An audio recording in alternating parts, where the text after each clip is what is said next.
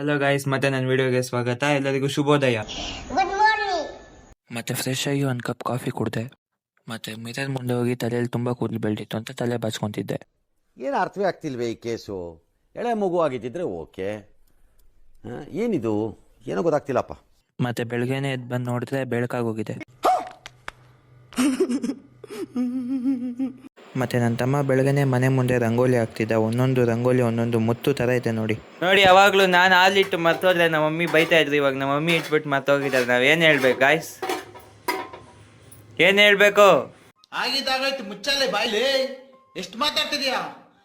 ತಪ್ಪು ಮಾಡೋದು ಸಹಜ ಕಣೋ, ತಿದ್ದಿ ನಡೆಯೋನೆ ಮನುಜ.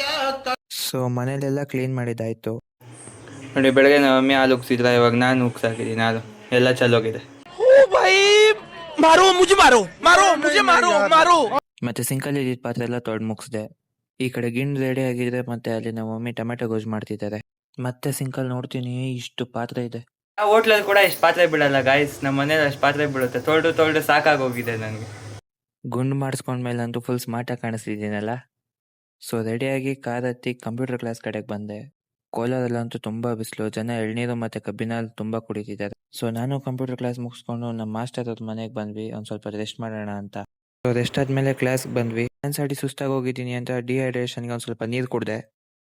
ಮತ್ತು ಸಡನ್ನಾಗಿ ನಮ್ಮ ವ್ಲಾಗರ್ ಬಂದ ನೋಡಿ. ಹಲೋ, ಬಾಯ್ ಬಾಯ್.